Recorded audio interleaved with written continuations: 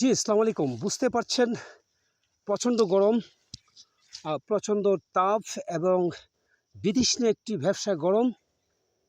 তারপরেও কাদের জীবন থেমে নেই সেটি অবশ্যই বুঝতে পারছেন। সেটি হচ্ছে যার কথা বলব কৃষক। আসলে যদিও এটি ছোট্ট একটি শব্দ,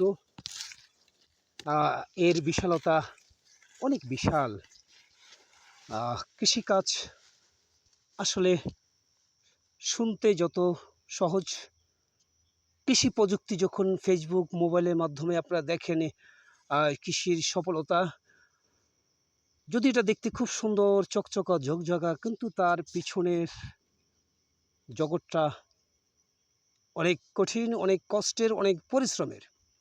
এবার কৃষকের জন্য যতই গরম হোক, যতই তাপ হোক, যতই উত্তাপ হোক, যতই ঝড় বৃষ্টি জলোচ্ছ্বাস হোক, কিন্তু আপনার গৃহপালিত যে পশুগুলো আছে তার পেটের খাবার যদি জোগাড় করতে হয়, আপনাকে তাপের কথা চিন্তা করলে হবে না, গরমের কথা চিন্তা করলে হবে না।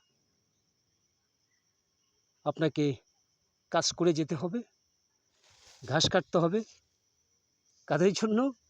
আপনার গৃহপালিত পশুর জন্য।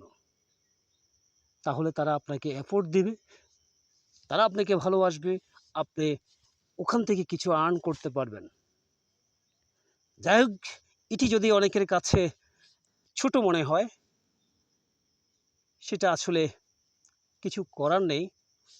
কারণ যার যার লেভেলে তার চিন্তা। আমার মতো যারা আছেন কৃষক প্রেমিক, তাদের জন্য ভিডিওটা করা। যারা আসলে আমি বারবার বলি অট্টালিকায় এসি রুমে 10তলা 20তলায় বসবাস করতেছেন, তাদের জন্য নয়। তারা যারা কর্মজীবী শ্রমজীবী মানুষ, তারাই বুঝতে পারবেন কৃষকের জীবনটা কত কষ্টের, কত দুঃখের। তাই বলবো কৃষককে ভালোবাসতে শিখুন, কৃষককে মূল্যায়ন করতে শিখুন। অমর্যাদা নয়, তাদেরকে কাছে পেলে যত্ন করুন, তাদের ভালোবাসা দিন। কারণ তাদের কষ্ট পরিশ্রমের বিনিময়ে আপনি আপনার অট্টালিকায় বসে বসে তরতাজা টাটকা খাবারগুলো পাচ্ছেন। সবাই ভালো থাকবেন, শুভকামনায়। আসসালামু আলাইকুম।